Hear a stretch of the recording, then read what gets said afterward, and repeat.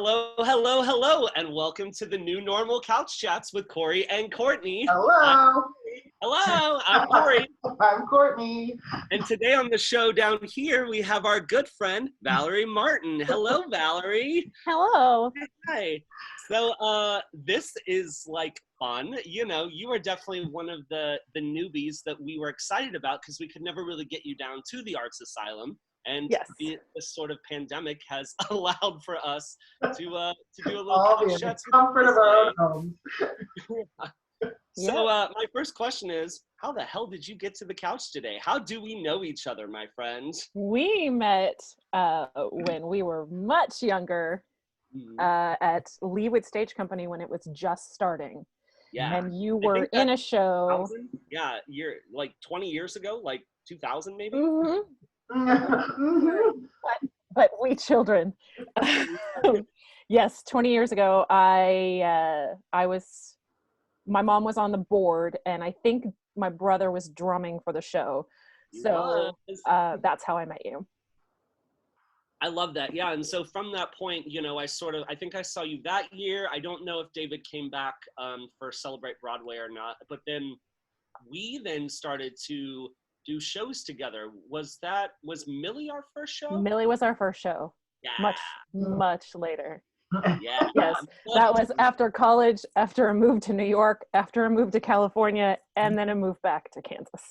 Well, tell us about like those moves, you know, like why did you move or where did you go? And tell our watchers, not listeners, a little bit about yourself like that. I went to college for theater at Marquette University in Milwaukee, and that's when we met. I was home for the summer. And then I moved to New York shortly after graduation, 3 weeks before 9/11. Right. I lived in New York for 5 years, and then I moved to Long Beach, California, and lived there for 5 years, and then I moved back to Kansas. What was that like living in New York, you know, 3 weeks sort of, you know, you moved there in a different world. And then you've talked about this, you know, in some ways, and especially every year around 9/11, you write a pretty prolific post, which I think is pretty magical. But tell us about what that was like to sort of just be a newbie there and then have like the world change. It was obviously life-changing. I was there for 3 weeks. I was due to start my job on September 13th and did in fact start my job on September 13th, which was super trippy. It was kind of like I became a New Yorker instantly.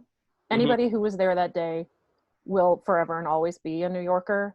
And I felt such a kinship with the city and such a sense of belonging in a group that was a whole city. I remember a whole lot from that day and from that week, and struggle with that to this day. And I'm pretty open about it because I feel like that helps other people put a name to something that they're struggling with. But also, I'm in general a really happy person, and when people think of me, they don't really think of sadness or struggle because I'm super perky. And I mean, anybody who's worked with me in a show knows that I'm smiling and laughing all the time. So I always feel like it's important that people know that there's lots of things that are happening behind those smiles and that laughter. It's genuine laughter and genuine smiles, but there's a lot that is hidden. And I try to make people feel like if they're hiding that too, it's okay to talk about it.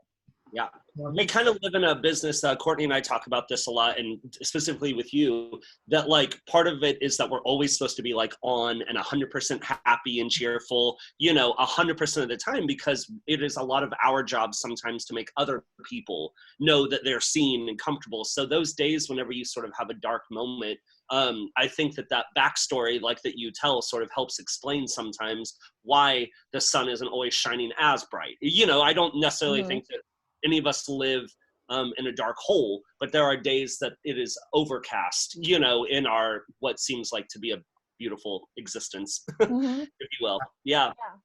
And it is so a beautiful existence. There's it just is. other stuff. Yeah. Yeah, well, Right. we are humans. That's the thing that I think a lot of people forget, or what makes us so exceptional artists is that we're able to sort of tap into all of the emotions. What's that line? I'm an actress. I have all of the All emotions. of the emotions. Yeah. That First Wives Club, is that what that is? Yeah, I think it is. So then you took that and then you moved, you said, to California. So what took you to Yes. California? I had never lived anywhere warm. Hmm. And I needed, New York is a hard place to live. And I had not come to terms with the mental health reaction to 9/11 at that point. And so there was a heavy weight on me, and I needed to get rid of that weight. And I needed to leave the city before I started to hate it, because I love New York more than anything. I've got it, got the New York City Park symbol tattooed on my wrist. You do. And I did not want to feel negatively towards my favorite place in the world. So I had the opportunity to go somewhere new. And my roommate that I lived with in New York, she's from California.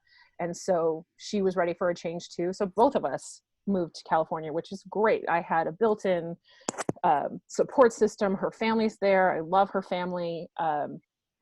And so I had a place to land there without too much of a complete struggle of starting over fresh, which I've done a couple times. Well, I mean, New York and California are two places that you hear people move to, when they're one suitcase by themselves and they have to find that. And you essentially did both of the hardest cities to move to in the country. So I'm glad that you had kind of a playmate to at least travel to the other coast with. And then you came back here. So what brought you to the place where I get to create with you? Well, my family brought me back here. And then I was going to take like a year to settle in, get a job, get an apartment, and then start exploring theater here. And it lasted 4 months. I got an offer to stage manage from Quality Hill Playhouse, which is where I got my equity card. And they needed a sub for one of their shows. And I got that offer and thought, okay, I guess it's not going to be a year. I guess it's going to be 4 months instead. Here we go.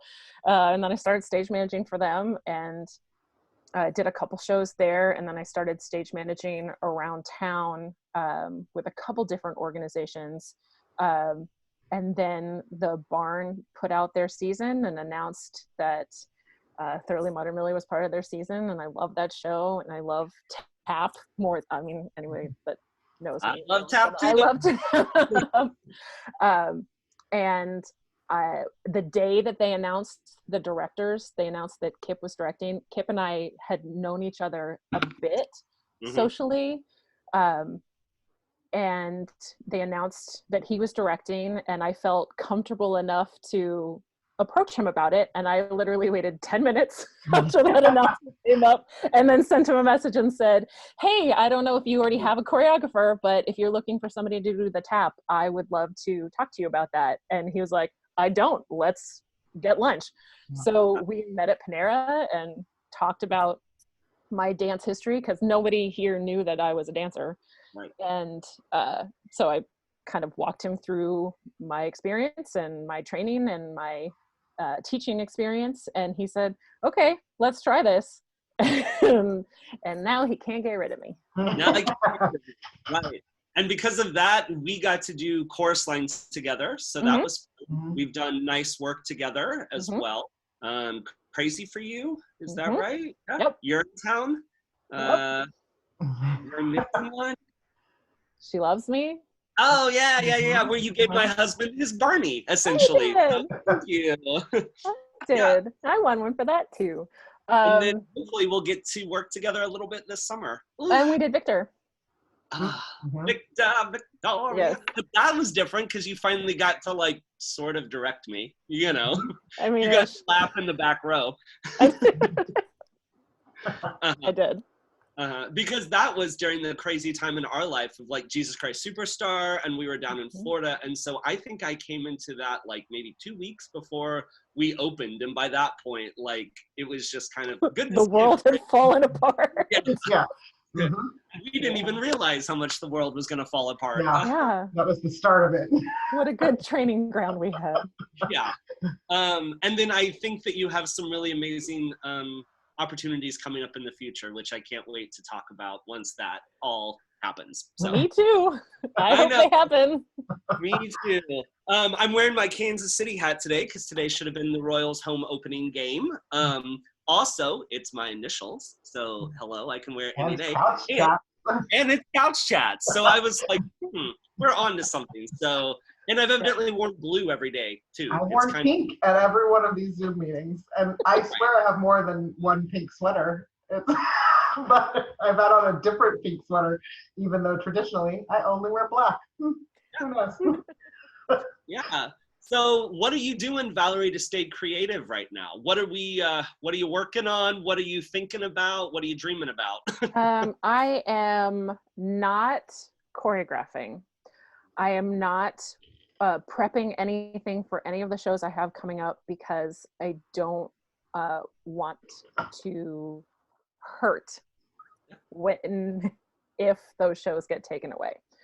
So I made a conscious choice to not think about working on any of the shows that I have coming up because I've already lost 4 and one looks like it's going to get postponed, but who knows? Are you able to share which one that is yet, or? Well, Big Fish, we're trying to work out dates because rehearsals were supposed to start before the stay-at-home order finishes. So we're trying to schedule that now.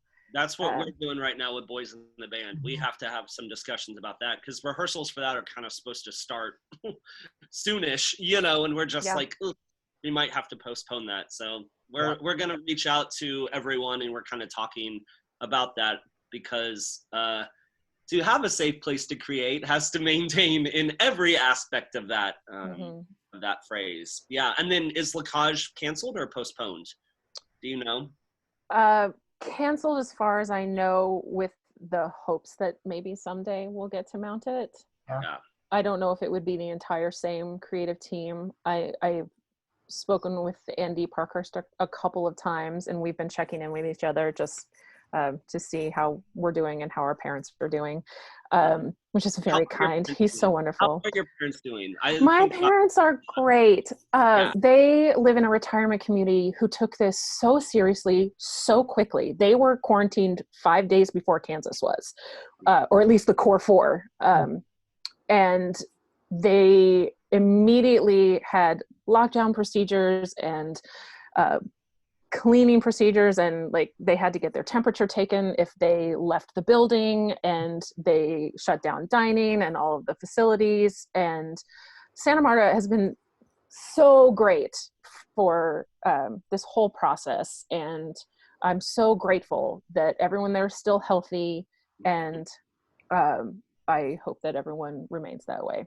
How long ago did your parents move there? 2 years. Yeah.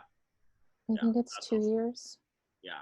That I think I remember like practicing Christmas Carol songs at your parents' house way back in the day when we used to have like the Leewood Dickens carolers or whatever back then. Yeah, I'm sure that was at their house because it was so close to City Hall.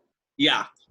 That's so amazing. Yeah. So I think we're all just sort of in that place, right now about like, do we want to dream and create, or do we want to not hurt ourselves, sort of what you're talking about, because I know Courtney has had to do a little bit of that with the high school and stuff on really kind of talking about, like, Courtney, what are you thinking, about how you're going to give performing arts students and, a class that they can be tested and like done, like, what are you all doing there? We are in the process, basically I'm working with Kay Gilchrist and Vanessa Davis, who are our teachers, that we're kind of just journaling through everything right now. There's a lot of strange weight to adults right now, and it's kind of getting pushed off to kids. And our kids, because they're in high school, are in that weird in between land of like, we can't completely seclude you or you know, shelter you from what's going on in the world. And a lot of our kids don't have the luxury of being sheltered from a lot. But we also can't throw you, it's not fair to throw you into like the full on of, you know, of the panic that is what this crazy pandemic is. And so we feel like the best thing for them to do right now is just kind of journal through a lot of stuff. We were able, since the rep has gotten Frankenstein online, we hopefully are going to be able to get them to that. We were supposed to take them on the 25th of March. Obviously that didn't happen. So now they'll be able to watch that from the comfort of their homes, and we'll do some quizzes and things that are kind of more traditional learning. And then I think we're going to have them just kind of devise their own pieces, spoken word and things like that, that they can perform either via video or, you know, I mean, I think it's wonderful and hopeful that there are schools that think we may return this year. I don't think it's probably likely. You know, so we're sort of, like when that happens, you know, I mean, how do you integrate kids back for like 1 or 2 weeks, you know, or something like that? I just don't even know how it starts, because like the kid, everyone is almost like developing, screw even schools, just like life, like just developing like these new normals and these new routines and these new realities. Now all of a sudden, like I was talking to someone about how their days are actually more organized, because they're not like spending 30 minutes driving to the office, or they're not spending an hour like doing something else. They're able to just sit down at home, accomplish the task, and then they can go on and do something else with their life. Or it's made the work days sort of spread out over 24 hours instead of a normal 9 to 5, because you can kind of go back and forth. And I'm hoping that we all remember at the end of this what the good parts about this were, you know, how we all took the time to sort of think and assess our lives, and maybe get back to like being kind to one another at the end of this, because all I want to do is hug everyone I know right now. Like, I think, Valerie, you said that someone was like, what's the first thing you want to do after this quarantine or something? And you were like, I want to go like hug my parents or whatever. And I'm just like, yes, like I want to go and sit in the same room with my family and my friends, and not have, you know, see you through a digital circle right now, you know? Yeah, what I hope this experience does keep going is how people are asking for help and how people are giving that help. Yeah. I'm so proud of my friends who have said, I need something.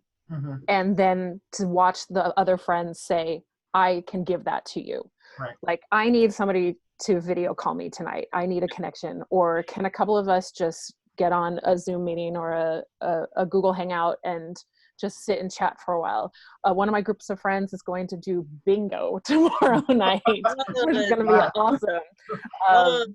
We played Celebrity over Google Hangout because we could.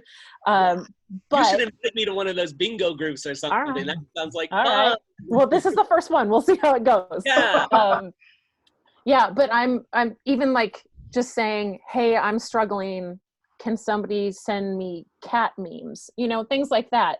Yeah. And these are people who previously maybe weren't as open about when they needed help, and they have had these experiences and these feelings of sadness or loneliness many times before. They just haven't felt comfortable reaching out, and this experience has kind of leveled that playing field, which is so great. Because I benefit so much from being able to say, I need help, and having people there going, I'm here to help you. Mm-hmm. And I try to be that person for so many people, but if they aren't ready to receive that help, then it's not going to work. Yeah. And now I think everybody is realizing how ready they are to receive that help and how they can benefit from it. And I hope people keep that moving forward. And it's a weird, like, I kind of posted about it on my social media, I think last week, who knows what the hell day it is, but just like how we don't have like the same problems anymore either. Like that my days are a little less stressful in some ways because I'm not dealing with the little itty bitty things. You know, I don't have to get to a meeting. I don't have to go and, you know, plunge a toilet, Courtney. You know what I mean? Like there's just those things that we used to have to do on a daily basis that I don't have. And so my energy is much more focused in really figuring out what I'm trying to do every day. Like, am I feeling a little sad? Well, then maybe I like talk about that, or I go on a walk, or I call one of you guys and I'm just like, oh shit, I am freaking out. And sometimes that did not happen, as you said, Valerie, like in the 9 to 5 during the day, or now all of our sleep cycles are screwed up. So I've talked to some people at like 1 o'clock or 2 o'clock in the morning that I've never, like, I was like, oh, I didn't know that this was our time to like have a conversation because I was trying to go to bed because I had to get up and go to work the next morning. And now I can sort of spend more time with friends that I am not, or where I had not previously done that. Yeah, it's this weird thing. My husband and I were actually talking about this, where it's like social media specifically, and then just like media as a whole, has been one of these things that like is very heavy for me to deal with. But then on the flip side of that, also like so necessary for life that I feel weirdly connected to people that I wasn't necessarily connected to before. You know, like because you're doing the like, how are you holding up? You know, checking in with people way more often than you were doing it in, you know, the quote unquote normal life before, like where I'm just like, I love Justin Van Pelt. If you're watching, I love you dearly. And, you know, we would touch base with each other every now and again, but I feel like daily we're now like, how you doing? What's going on? Are you all right? You know, because they're in seclusion in New York. And obviously that's a whole other, you know, landscape as far as, I think we're probably headed down that path, but we haven't hit there yet. And so those people that you're checking in with, and then you realize like, no one really alive today knows what this kind of pandemic is, because it hasn't really happened since the Spanish flu. And you're like, how did they communicate at all? Like you were just, oh, I'd never see you again ever, like because a horse has to bring you mail or whatever, you know, like that's insane. It's a weird new normal, but it's kind of cool at the same time, you know, I mean, it's kind of cool to have those connections and be able to have that time with yourself and your family and stuff that you weren't necessarily getting beforehand. And it allowed us to do a couch chats with Valerie, which That's right. You know, and that's the best part. So yeah, like tomorrow's Friday, is that right? Tomorrow's Friday. We're in April. We are supposed to be having like a First Fridays gallery show tomorrow. You know, I try to not, I think that it's not depressive necessarily to talk about like what was supposed to be happening, you know, today in some ways, because it at least shows like my life was so busy, you know, like calendars just full of just days and things. Oh yeah. That they don't mean anything anymore. So I try to like talk about, well, we were supposed to have an art gallery showing. I can't wait to do that art gallery showing whenever we can.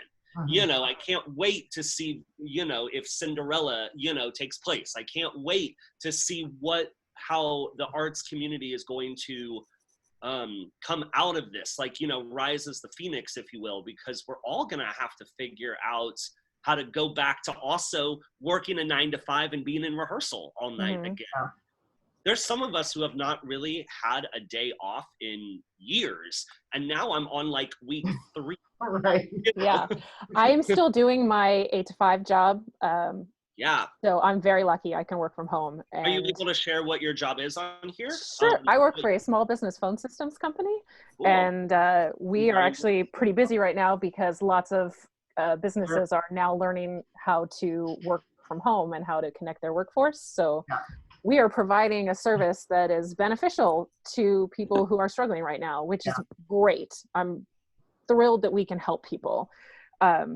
But I am now in this new world of having previously been overcommitted for the last 3 years, maybe, to only having a day job instead of also being in rehearsal every day for the or whole year. practicing, or sitting at home and being like, hey, I need to choreograph something or whatever. Yeah, and Jessica and Dave and I were FaceTiming the other day and eating dinner together via FaceTime, and Jessica was like, so you don't have anything to do, isn't it nice?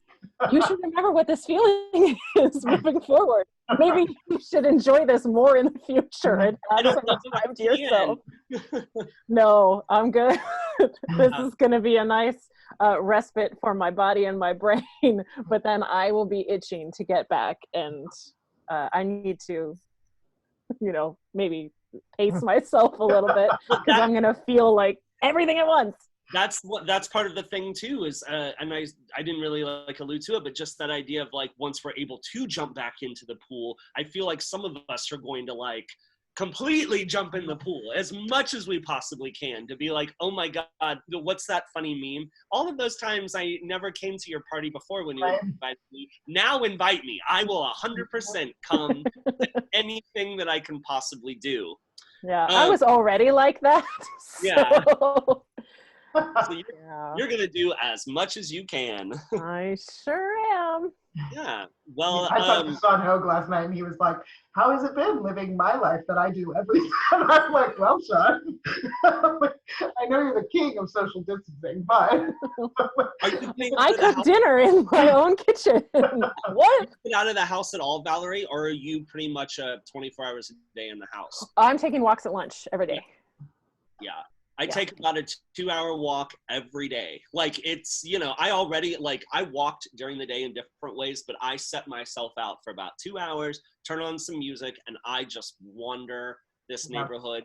Yeah, last night, and that's why yesterday Matt and I drove to Burr Oaks and Blue Springs, because I was like, I am so tired of walking my neighborhood. I need like the woods in the middle of nowhere, and we didn't see anyone yesterday, and it was such a gorgeous day, because Matt is still going to work every day. Yeah. Like, he works routes, and so we have this really interesting relationship where he brings home reality every day because he sees it, and he's people in a grocery store and all of those things, and I'm like, I don't know the last time I really saw or talked to someone face to face that wasn't my own husband. So it's crazy. Do you have roommates, Valerie, or is it? I have a roommate. Yeah, that's awesome. Thank God. I know, right? Like, those are the people I try to reach out to a lot right now. Those ones that are only by themselves in their house. Yeah. It's crazy. Can we ask you a few of our Couch Chats questions? Yes. I've been listening to this for so long that I have so many of these answers just ready to go. Every time you ask these questions, I answer them along with you. So what is your definition of real magic? Friendship. Friendship. Yeah. Yep. There's just something about the comfort and security of being in a group of people who you can laugh until you cry and cry until you laugh and be completely safe to say anything in front of, and to know that they're not going to judge you, and they're going to catch you if you fall, and they're going to be there if you need them. I'm so blessed with friendship. I have 3 specific groups of friends who are those people for me, and I have an overabundance of friendship love surrounding me. Yeah. I'm very lucky. I love that. Yeah. Have you always felt that way, or is that something that you grew into?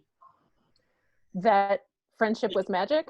Well, or that like you had like that you've had like these groups of friends for like a long time, or are you like some artists that were kind of like loners and losers and then you sort of found your tribe? Both. Yeah. I went to a performing arts camp called Camelot Academy. It was a 6-week summer camp, and I am still friends with that group of people. There are a couple of us who still live in Kansas, and we go to brunch every month. And we've been doing that for 3 years now. And we had our brunch via Zoom this weekend, which was great. And then we could include the people that live other places with us. And they've been my friends since I was 10 or 11 years old. And I had them, and then I found my other two tribes later on in life. Awesome. Yeah. Miss Perry? Oh, all right. Okay, it's the crayon question. You are a new addition to the crayon box. What color are you and why? This was the easiest one for me to answer. It is silhouette blue. Obviously blue. Everything in my room is blue. Everything in my life is blue. It's that specific color when the sun has set, but it's not quite dark yet, and all of the trees are in silhouette, but there's that dark blue behind it. That is the color. I love it. What is something you were told you could never do or do well that you have done or you are in the process of accomplishing? And that's a funny question right now. But I had one teacher in high school tell me I was wasting my mind, and one tell me I was wasting my life choosing to go into theater. And so I'm doing great. And I use my mind all the time in theater. Yes. Thank you for reducing it to something so frivolous as just dancing around. My brain is overdrive when I'm working on choreography. I know, like probably too much. I know. Hi, Perry family. Hello. They've all joined in now. One of them has a birthday this weekend, don't you, Miss Isabel Perry? Yeah. Happy birthday, Isabel. And today is Mima's birthday, 92 years old today. Right. Happy birthday, Mima. I saw your picture on Facebook. Yeah. It's so crazy. All right, Miss Perry, your last question. All right. Okay. Well, then I'm going to have to go with the invisible. You are invisible for 24 hours. What do you do with your time? I'm going to the White House with recording equipment. Yeah. I'm getting the goods. I'm broadcasting it live. And I am ending this national nightmare. Now I'm going to show my shirt. I thank you for that. Yes. Repeal. And go for that. Yep. So then my kind of last 2 or 3 questions, if you will. What is your biggest piece of advice that you would give yourself today? Not yesterday or not for your future self, but today you woke up and looked at yourself in the mirror. What is that? One day at a time. One day at a time. Ain't that the damn truth? Yep. We have no idea how long this is going to last. And anything looking too far is too overwhelming for me. When I think of like global scale and national scale and what this is going to look like when we're through it, that's too much for me. One day at a time. What am I doing today? Who am I connecting with today? How can I be happy today? How can I take care of myself today? How can I take care of my friends today? That's it. Yeah. I dig it. And then who would you like to hear from on the couch /TV? Who would be your recommended guest? You should talk to my brother, Dave. Yeah. I want to talk to Dave Martin so bad. He's working from home now. He's working from home now too. He and Jessica are both at home, so you might get 2-for-1 special. But they both deserve separate episodes because they both have great unique histories and a lot of things. I know this is something I could probably ask them, but when was Big Fish rehearsal supposed to start? Because maybe that would be a good time to talk to your sister-in-law. April 24th, I think. Okay, cool. 23rd, Well, maybe 24th. I'll reach out to her and not be like, sorry, your show got canceled. But, not canceled yet. It's just maybe moved. Postponed. Yes. Yeah, so that's cool. And then is there anything that you didn't get an opportunity to sort of say to our watchers or listeners today that we didn't get to talk about? 2 things. Yep. Fill out the census information. Fill out the census. Yep. Fill out your census information and vote. Oh. Vote. Anything about the last several weeks has shown us what states are doing well and what states are not doing well, and which 11 states still have not issued a stay-at-home order. We're looking at you, Parsons. What party those belong to. Just vote. Local elections, state elections, national elections. It is so, so important. Your voice matters. And think about if we're lucky, 100 to 200,000 people who we are going to lose this month, who won't get a chance to say anything. So vote for them because they no longer have a voice. Yep. That That's a hell of a thing to sort of end on, Miss Martin. But that is the truth. You know, we are literally living in the results of our both local and national elections right now. So Yep. Yep. And I saw there. a stat this morning that compared the amount of cases and deaths in Kansas to the amount of cases and deaths in Missouri, and it is strikingly different. I am so proud of our governor in Kansas. Laura Kelly care of us. rocking it. Yeah. She has done amazing things. Yep. Yeah. And unfortunately, we can't say the same for Missouri right now. No, we cannot. No, we cannot. No, I feel good things about Q. Thank goodness that he's doing something in our local city, since our governor is worth nothing. Yeah. Yeah. Well, can you do the screenshot, I Miss did. Perry? I went down to the Arts Asylum last night with gloves and mask on, and got my actual keyboard instead of this worthless keyboard that Alex brought me. So I can actually hit the screen capture. I don't have to hold the phone up in the picture anymore. So I can do you want the shirt? Yeah. Yes. If you can get the shirt with your face, oh yes. All right. Okay, we got it. Yeah. Well, thank you, Valerie Martin, for being our second guest on Couch Chats with Corey and Courtney on You're YouTube. welcome. I'm so glad we got to do this. Yeah, it was fun. I look forward to having you on the real couch, you know, for your full long episode once we can get all of this together and maybe talk about what projects that have come back and whatever new projects you get to work on. There's just one that I can't wait for. Me too. I can't wait, and you're gonna maybe have to restrain me from coming to audition for you. That's all I'll say. Come audition for me. I know. So anyway, this was this week's Couch Chats. Yeah. Thank you all. All right. Bye. Bye. Bye. Bye.